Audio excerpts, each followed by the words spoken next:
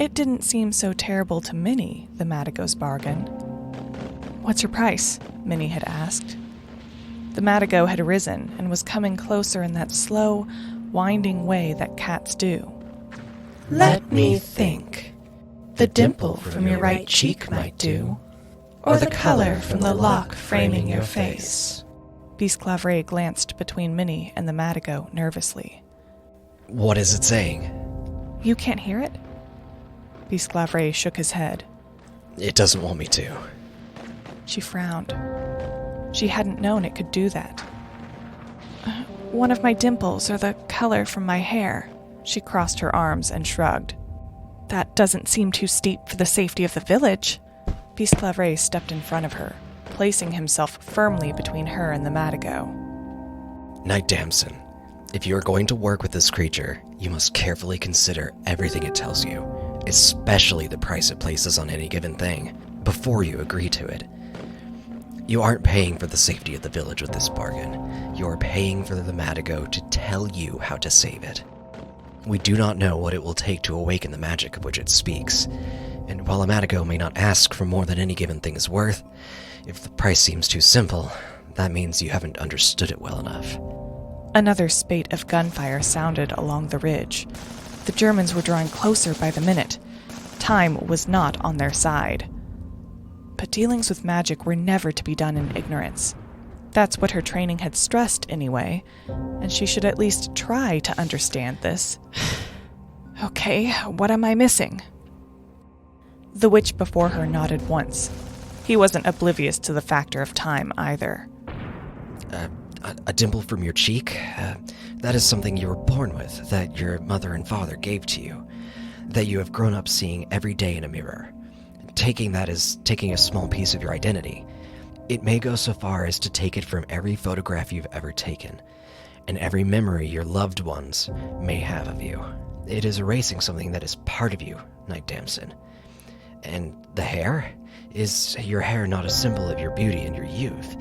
Robbing it of its color is stealing the perception of that youth. It would not be stealing if it was fairly sold. The Madigo interjected evenly, settling itself beside Bisclavret. That is the definition of an exchange, is it not? One thing traded for another. It is also a sacrifice, Bisclavret snapped. Never forget that, Damson. Any price a Madigo asks will mean you will lose something of value to you, whether you realize it now or not. That is the nature of sacrifice. Are you telling me I shouldn't accept a small, cosmetic sacrifice when your village is at stake? Your neighbors and your friends, their children? No. Bisclavret shook his head firmly. Of course not. I simply want you to understand how this works. When we part ways, it will just be you and the Madigo. I will not be able to offer you any more insight, and you know next to nothing about this creature. Today it is a cosmetic detail. Tomorrow, it may be something far more dear. Yes, well, fair enough, but they didn't have any more time to waste. She set her sights on the Madigo. "The spells you spoke of, will we be able to mend them and still escape the town?" Yes. It did not elaborate. It was time to choose then, her dimple or her hair. She didn't think about it over long. Simply put, she liked her dimple too much, and she didn't care deeply about how young or old people thought she was. She was sure she'd come out of this war with a few gray hairs anyway, and there was always henna dye if she really wanted to cover them up. "Take the lock." The Madigo rose. Very well. It's this way. Minnie's brow wrinkled. That was it? Bisclavret began following the Madigo as it led them down a dark cobblestone street. Minnie stared after them, confused. She slipped her fingers under her helmet and teased some of her hair free.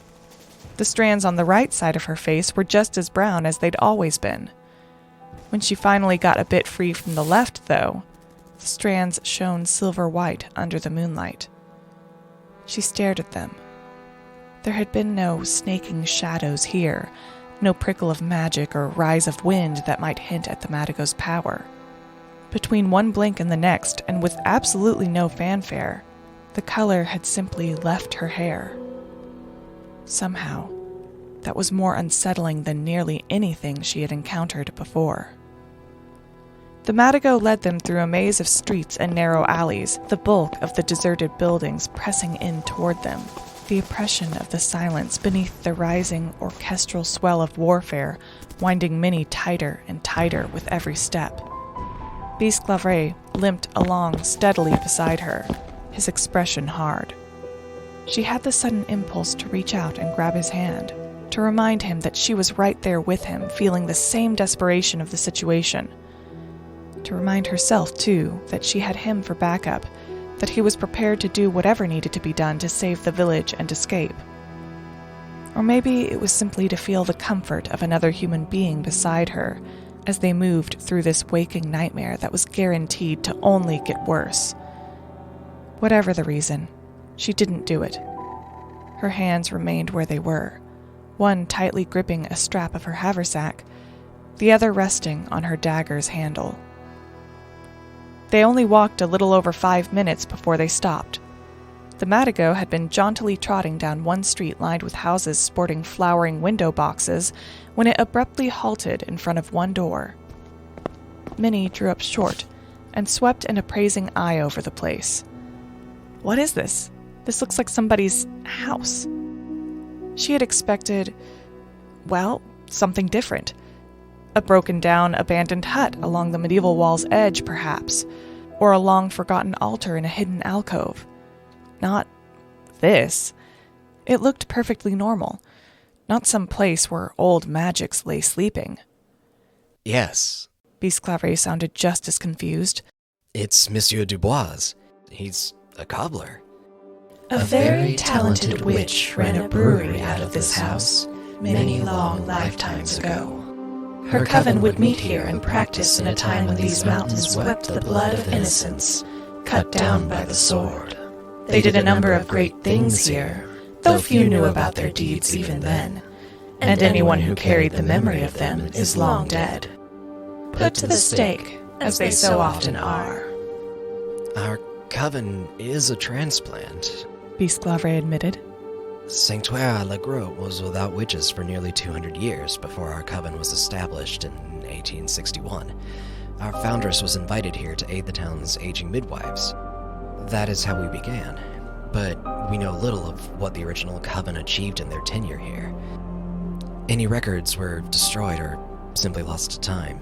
The basement of this home is older than these town walls by 100 years. The magic here is of a kind I have not tasted often, and not for an age. Though it's true this war is producing a new and notable flavor of magic. Great secrets had they, these sorceresses, and their magic sleeps still, broken, yet unfaded by the march of time. Masters they were indeed. That was all well and good, but a fresh round of gunfire suddenly split the night air, answered by shots from above the town. Minnie and Bisclavret whirled to see muzzle flashes issuing from the castle ruins on the slopes. We're out of time. Bisclavret reached into his pocket and drew out a stick of chalk. With swift strokes, he wrote a word Minnie didn't recognize above the lock of the door, then shoved the stick into the lock and twisted. The stick broke, but the lock clinked back. He shoved the door open and waved Minnie and the Madigo through, into the darkness inside. The reports of gunfire became muffled as Bisclavret shut the door behind them, the lantern swinging in his hand and making the shadows of furniture careen wildly across the walls. How long will this take? Not long. Minutes, perhaps. If you hurry. Bisclavret twitched back the curtains just as an explosion sounded. It rattled the window and shuddered through the ground. The first mortar had fallen on the village. Bisclavret swore, and with the stump of his chalk, began sketching words along the door frame. Just in case, He said. I'll work on this here, unless you need me. No. The Madigo wove in and out between the shadows, disappearing entirely whenever it crossed from light to darkness. Minerva should be enough. Minnie nodded. How do we get into the basement? Here. Its golden eyes appeared, luminous, from the shadows beneath the stairs. Take the lantern. I won't need it. Minnie grabbed the lantern and went to the space underneath the stairs. There was a trap door in the floor, used often enough by the looks of it. She wrenched it open. The Madigo sprang down the steps, and she descended after it. The basement had all manner of things inside, from old furniture to a small section stacked with boxes and barrels of produce that needed to be kept cool and dry. Nowhere did Minnie see anything that looked the slightest bit arcane. The Madigo pawed at a section of the board-lined walls. Break these panels. Above them, the house rattled, and another tremor passed through Minnie's feet. She shoved aside an old chest. Swearing under her breath, she searched for something to break the aging wooden panels or wrench them back, and settled on an iron bar from a broken bed frame. It took several strikes, but finally she made enough of a dent in the sturdy old wood to insert one end of the bar under the lip of a panel and pull. With a groan and splintering sound, it broke away from the wall. A draft of stale air burst across Minnie's face. She pulled another panel free before tossing the bar aside. The gap in the wall was just big enough for her to slip through. Thrusting the lantern ahead of her revealed a short passage lined with stone. She had to stoop to move through it, but luckily it wasn't very long. After 6 paces, it opened up into another cellar space, one that smelled like old herbs, dust, and something sour. She straightened and turned in a circle, trying to absorb everything as quickly as possible.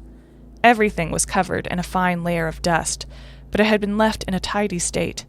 Shelves lined 3 walls, supporting small wooden boxes, jars, and dried flowers. She spied a length of hair braided with ribbons and briars. A small doll made of knotted rags sagged against a basket of cloth strips. Then her eyes fell upon something truly strange. It sat beneath the opposite wall's lowest shelf, tucked in a corner, a fired clay cone about 3 feet tall. But when she looked closer, she noticed it was much more than that. Molded into its sides was a stylized depiction of the village. Around its bottom rose a ridge, the city's walls, then houses, a market square, and halfway up, the cathedral, its gargoyles peering along its walls and its cemetery beside it. Above the cathedral's steepled top were more buildings, ones she didn't recognize because they no longer dotted the slopes of the mountain, replaced by trees centuries ago. At the very top of the cone sat the castle. All along the cone's curve, spiraling up from the bottom to the top, was a shallow divot, perhaps a road. It ended, or began, at the castle's gate, which itself was an opening. Place that here. Minnie turned. The Madigo was sitting in the center of the cellar, watching her. And do be careful with it. She set down the lantern and picked up the cone. It was heavy. What is this? She set it down carefully next to the Madigo. Now that she was standing over it, she could see that the top of the castle was hollowed out like a chalice. At its bottom was a hole that drained from the castle's gate into the spiral. A very powerful magical artifact, artfully made. Now, get that box over there, the one with a hand carved upon its lid. Is this all we need to mend the wards? Not quite. Despairing of ever getting a straight answer from the Madigo, Minnie searched for the box. The house above them shook again, and a little dust rained down from the ceiling. What else then? She found the box and grabbed it, bringing it closer to the lantern. How do we make the spell work? She opened the box and froze. There was a dagger inside. There was nothing fancy about it at first glance. It was made of iron, with a handle bound in black leather. Yet looking upon it sent a bolt of cold into her stomach. Blood, Minerva. It's always blood. Blood and sacrifice. Minnie didn't bother with the normal protestations. It wasn't like she had much of a choice, and the battle for the village had begun above them already. Steeling herself, she began rolling up her sleeve. How much? Enough to fill the cup. Fortunately for you, the greater sacrifice needed to carve these spells from the ether into stone has long since been given. You need only rouse it now. If it had been called upon a few hundred years ago, it would have required half as much blood mixed with wine or beer. But now only blood will do. An artery will bleed too fast and a shallow cut too slow. I would suggest a vein. Minnie paused, gauging the depth of the cup. It was relatively deep, a liter at least. Not much if you were to fill it up with water, but more significant when it came to blood. She deftly unbuttoned her coat and reached inside, into one of her larger inner pockets where she kept fresh dressings. And what will that do? It will heal the broken links of the spell and call it to its purpose. She tucked the bandages beneath her cuff sleeve where it was bunched up around her elbow. Could you be more specific? But that would ruin the surprise. Worry not, dear girl. You'll see soon enough. Don't call me that. Minnie gripped the dagger, her fingers trembling slightly, and studied her arm, searching for a suitable vein. I'm not a little girl, and I'm sure I'm not dear to the likes of you. Oh, but you have it all wrong. Anyone who feeds me is dear to me. More dust shook itself from the ceiling above, and Minnie swore under her breath. She tightened her hand into a fist. A blue vein obligingly throbbed to the surface. Taking a deep breath, she positioned the crook of her arm over the cup and carefully nicked the vein. Dark blood instantly welled to the surface and began oozing across her skin. The first drops, black in the low light, plunked into the receiving cup. Minnie grit her teeth and looked away. She could feel the Madigo's eyes upon her, but she couldn't make herself meet them. It isn't always blood. For spells, I mean. The Madigo slipped closer. She felt its fur ghost across her leg and shivered, because it only vaguely felt like fur. Trouble was, she couldn't say exactly what it did feel like. The deepest magic is... The world was made with blood and sacrifice, didn't you know? All things born are made of this, from the universe to every creature in it, and so all great magics are begun this way. Why do you think so many things long slumbering now open their eyes and stir? This war is rank with blood and sacrifice. It waters the earth and perfumes the air. It's irresistible to all creatures of myth. It reminds us of our genesis, and we would not miss the chance to witness the birth of new things. Minnie grimaced. Her blood was running down her arm, unpleasant and hot. It made her feel nauseous and flighty as a rabbit. She tried her best not to focus on it. Nothing can be born of this war but monsters. Her voice sounded thready. Monsters? Yes, I suppose that is how you would see it, you humans. But every monster serves a purpose, Minerva. Maybe not to humans, but then humans are not the crux around which creation turns. There was a time when your species knew this well. Maybe it's time for you to learn it again. Cautiously, she peered at the cup, afraid to see how much left there was to go. She hoped it was almost full, not only because the mortars raining down from above felt like they were getting closer and more frequent, but also because she was already feeling faint. The pool of blood was nearing the top, thank God. Curiously, it had yet to begin running out of the castle gates. Was it blocked somehow? But then her blood touched the lower edge of the castle's crenellations, and a red ribbon began to slowly snake its way from the gate into the spiraling street. Minnie raised her arm and began clumsily plucking the bandages from under her cuff. The dressing instantly began absorbing her blood, and she pressed down hard on the wound. Come now, and see what great magics your blood has nourished and freed.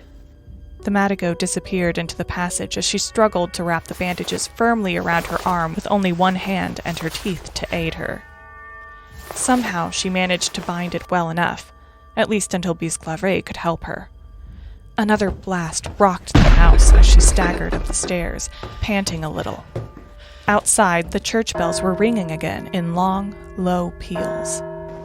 Bisclavret was pacing like a caged animal, and when she emerged, he surged toward her, his eyes a little wild. Did it work? He drew up short, gaze falling on her crudely bandaged arm. I don't know, she said as he immediately set about fixing the dressing. Soon. The Madigo hopped up into the window and looked out. Bisclavret finished dressing the wound with a tight knot that made Minnie grunt. The Germans have breached the gate. Soon isn't soon enough. Unfazed, the Madigo jumped back down. Give her some socks from your pack, boy, and slip them over her shoes. She will need them imminently. Bisclavret rounded on the Madigo, the wild look in his eye sharpening, his lips drawing back from his teeth. The Madigo's golden eyes slid up to meet his, and its form began to ripple, its edges blurring and expanding. The witch took a step back, his snarled mouth closing and pressing into a thin, compact line. Fine, Bisclavret bit out, and shrugged the pack from his back. Not caring to interrogate the Madigo about what had just happened or why exactly she needed Bisclavret's socks, Minnie peered out the window, pressing her body flush against the shelter of the wall, and keeping her head out of direct line of sight. She could hear shouts somewhere down the street, but there were no soldiers in view from her limited vantage point. The rummaging ceased, replaced by the sound of buckles being re-engaged. Gray woolen socks in hand, Bisclavret knelt down and stretched them over Minnie's boots. She watched the window wordlessly, gripping the crook of her cut arm and holding it elevated above her heart for as long as possible. The time is ripe and our chance has come. The first spell quickens. Hurry! Bisclavret straightened, his expression hard as he examined Minnie. She knew what he was thinking. She was wondering it herself. She hadn't lost a vital amount of blood, but it was enough to notice. In a situation like this, any small thing, any dulling of her edge, might spell disaster. It didn't matter, in the end. They both knew they were heading out that door to meet whatever was waiting for them. Minnie's hands automatically did their habitual rapid check. Quiver, bow, dagger, haversack straps tight and secure. Bisclavret had reclaimed the lantern, and he stood at the door, ready. Stay on my right. She met Bisclavret's eyes solemnly. I'm deaf on my left. Neither of us will get very far if you give me a direction I can't hear and we get separated, or worse. Bisclavret immediately placed himself on her right, reaching across her to grip the doorknob. With one deep breath and a decisive nod to each other, he pushed the door open, and they bolted out. The street ahead was empty, but no sooner had they left the house that they heard shouts and footsteps down the street behind them. A shot cracked through the air, but it was wide. The Madigo dashed ahead of them, its four legs carrying it across the cobblestones much faster than either of them could manage. Minnie's breathing came much too fast, her heart pounding painfully in her head, and despite a valiant effort at overcoming it, Bisclavret's old injury was slowing him down, making his gait loping and lopsided. Another shot sang, and Minnie heard the bullet whiz above her head. The sound of feet beating cobblestones grew louder, and in a sickening wave, it dawned on Minnie that they wouldn't be able to outrun them. Just as she realized this, and tried to fight off dual waves of panic and anemic fatigue, a bevy of shouts flew up into the air behind them, followed by the sounds of bodies striking the ground. She chanced to look over her shoulder, her breath ragged and heavy.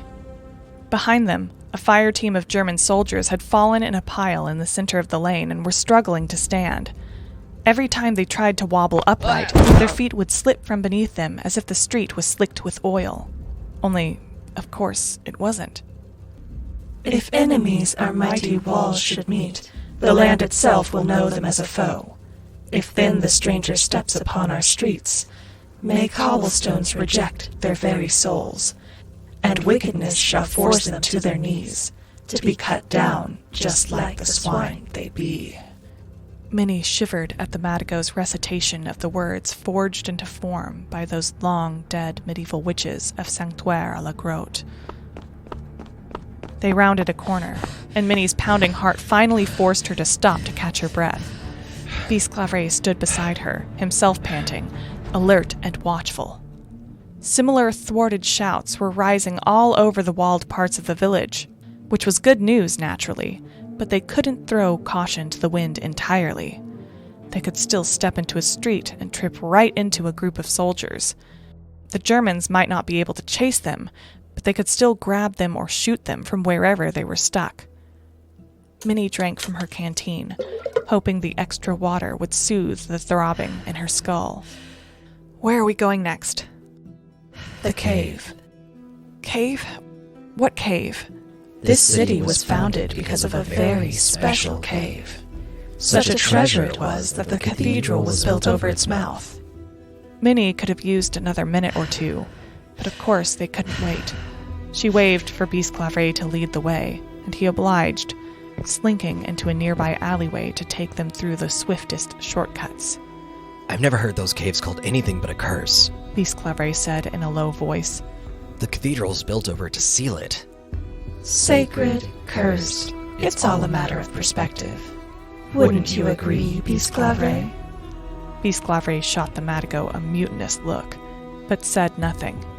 He paused at the intersection of an alley and a street, checked to see the way was clear, and continued his prowl forward. Either way, it matters not. It is the only way out of the city that isn't guaranteed to make you two little more than mildly interesting corpses. Fantastic. Ahead of her, Bisclavret stopped. They were close to the cathedral now. Minnie could see the steeple looming above the rooftops only a block or two away. The bells had stopped tolling again. On the slopes beyond the cathedral, dust and smoke rose from a new crater in the castle ruin, and a flare lit the wreckage with its unnaturally bright, tilting light. In the streets around them, the confused and frustrated shouts of German soldiers continued. Other than that, it was eerily quiet. No gunfire, no shellings. Soldiers ahead. Bisclavret shuddered the lantern light and motioned for her to stick close. They darted out of cover and across the street. Minnie only caught a glimpse of a group of young men sitting on the ground, sullen until they caught sight of the duo. A few shots were made then, none accurate in the slightest. The bullets ricocheted off walls or punched through windows. Minnie, Bisclavret, and the Madigo had long since disappeared into the safety of the next long, narrow alleyway. At its end, the square before the cathedral opened up before them.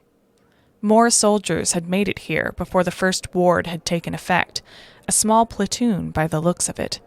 They'd been tasked with securing the area before proceeding to gain entry, but much like the group they'd just left behind, most were now sitting or laying on the street. At least 5 had injured themselves when they'd slipped. A couple had taken off their boots and were trying to stand again, to no success. An operator was conveying a message from his wireless telegraph to a nearby officer who was nodding along, his brow bent in concentration. Bisclavret grimaced. Even if we could wade through all those men, the doors will be reinforced and the windows shuttered. Damn! Is there anything you can do? He growled and raked a hand through his hair. No, nothing that wouldn't require more time or components than we have. Worry not. The second spell is ripening. Will it do anything about the doors? The Madigo yawned. No, but I know another way into the cave. Would you have the decency to just tell us?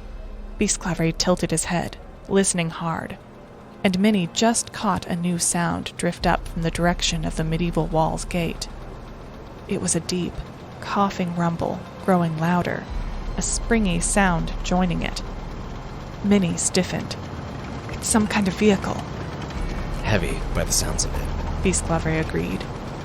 Every helmeted head in the square turned toward the main road, and a great cheer erupted from the gathering. A truck turned into the square, big steel plates riveted onto its chassis. On its flat bed was mounted an artillery gun.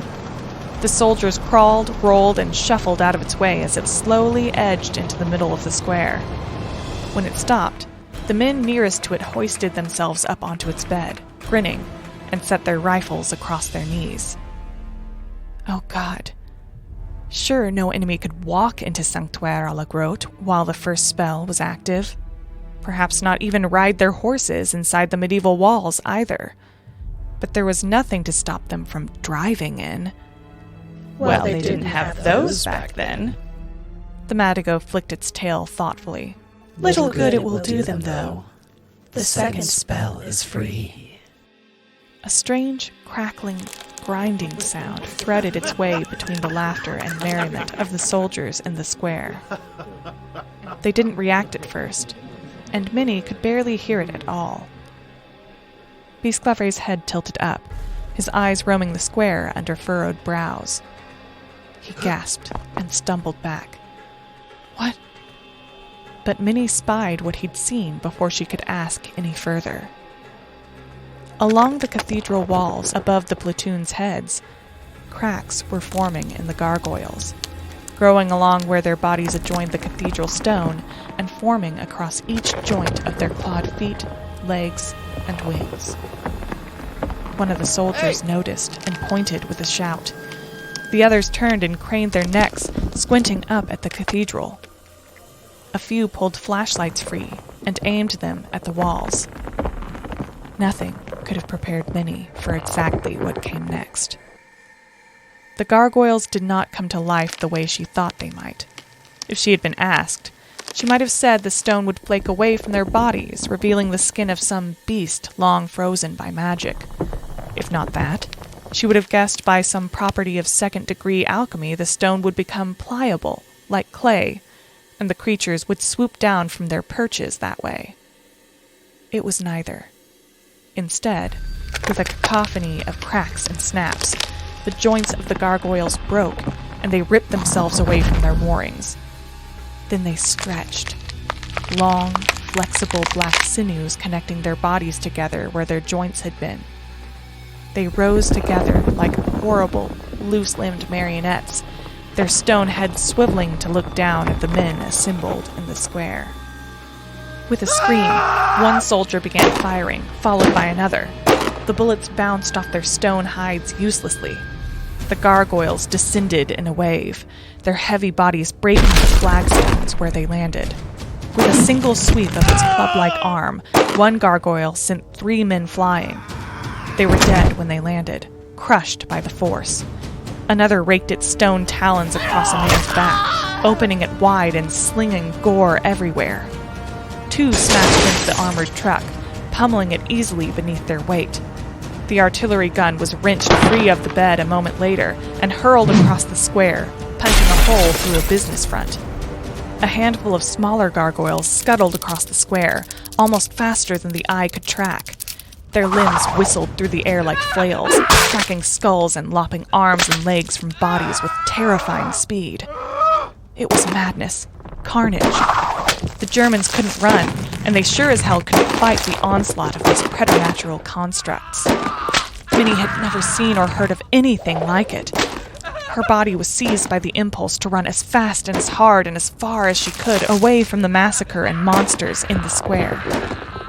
She got as far as turning before she felt the sharp pinpricks of the Madigo's claws poke through her pant leg to prick her shins. From in the stone where honored dead are laid, we call upon avenging angels' hands, to fall upon invaders not yet slain, and punish their intrusion on our land. O angels, you may once again know sleep, when safe within our walls we may yet keep. This way, Minerva, before the third spell breaks. The Madigo darted back down the alley, skirting the chaos of the square. Minnie followed almost blindly. Bile was burning her throat, and she kept looking over her shoulder every other step. It wasn't until the hard slap of the street beneath her feet turned into the soft squelch of wet grass that Minnie realized they were in the cemetery again, weaving through headstones and mausoleums. They passed under the twisting black arms of yews before the Madigo vaulted up onto the cemetery's low stone wall and waited as Bisclavre and Minnie pulled themselves over. There is an old well ahead. That is where we shall. Minnie was almost over. Her arm was sore and bothering her, slowing her down, when she was wrenched backwards and hit the grass between the yews hard. Reflex was the only thing that saved her from being instantly flattened. She rolled as a solid granite club scored the earth where she'd once lain. She rolled again and scrambled to her feet, her hands pulling an arrow free before she realized her bow was unstrung and strapped to her back. The gargoyle that had grabbed her straightened, towering over her. Its weathered stone face was carved with features somewhere between a dragon and a dog, and its chest and legs were streaked with blood. The unnaturally lengthened digits of its claws flexed as it considered her. Just another stranger to Sanctauire à la Grotte as far as the magic animating it could tell. Bisclavret was shouting, trying to draw its attention, but it paid him no mind. It swiped at Minnie again, and she dodged. It was large and lumbering, unlike the smaller gargoyles. When its other arm mirrored the motion, Minnie leapt aside, aimed for the elbow joint, and slashed down with the arrowhead. The magicked steel met the shifting black sinews in an explosion of sparks. Minnie threw her weight behind it with a battle scream, and the brief resistance gave way as the cutting edge sliced through. The arm fell from the gargoyle into the grass in a heavy tumble.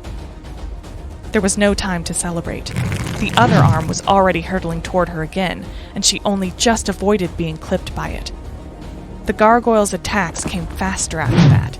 She had, after all, lightened its load by several 100 pounds. Were gargoyles like ghouls, which had to be completely dismembered to destroy them? Or did these have a weak link somewhere, a focus she could exploit? Either way, she doubted she'd ever find out. Her heart was beating too fast, her breaths too shallow and ragged, and she could feel herself meeting her limits. Allow me, came the Madigo's voice, and she felt the touch of its fur again. Last time, it had simply brushed against her leg. This time, though, it wrapped around it and expanded. Before she could even react, the sensation shot up her body, and a shadow closed around her face, choking her scream. It felt like she was covered in a million writhing, stinging insects. She couldn't see or hear anything at all. She had been swallowed completely by its darkness, but she could feel herself moving in stiff, jerky motions. Her mouth opened of its own volition, and something primal and scorching seared up it, a roar she couldn't hear but felt rattling through her bones. Then she was running, and jumping, and running again. Each stride felt less clumsy and more powerful, until she thought her femurs might be ripped from their sockets. "Stop!" she cried voicelessly. "I can't!" "Be silent!" The Madigo's voice ricocheted around her brain, making her dizzy. Her legs abruptly stopped. The moment of reprieve was brief. Her arms were hoisted above her head and brought down. Her fists met a hard surface that should have broken all the bones in her hands, but splintered and buckled beneath them instead. As her arms were raised again, she cried out, and the horrible crawling swarmed down her throat. Another blow, and whatever the Madigo had been hammering broke. "Bisclavret!" she felt herself say, the name raking up her throat. "Inside, now!" And then the darkness was ripped away from her, and she swayed on her feet. The Madigo's claws dug into her skin where it sat perched on her shoulder. Minnie gasped and retched, wanting nothing more than to rip the Madigo from her shoulder and hurl it as far away from her as she could. That would mean touching it again, though. And anyway, the danger was not yet past. She was standing at the edge of a well in the center of a cleared park she saw. Bisclavret was already descending the rungs laid into its round walls, his progress hampered by his hold on the lantern. Across the field was the cemetery wall, and the gargoyle had just hoisted itself over and was barreling toward them. Minnie's knees felt watery as she scrambled over the well's lip and started down after Bisclavret. Then the Madigo spoke again. The very mountain now will join the fight and bury the invaders under stone, till quiet once again may rule the night, fulfilling then our price of blood and bone.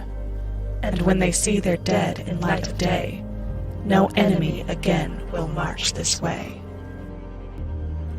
A deep rumbling shook through the earth, vibrating through her feet. Mortars, Minnie thought as she clung to the rungs of the well, until the quake drew on too long and grew too violent. Under the moonlight, the mountainside beyond the walls shifted, then sheared away in a wave of rocks and trees.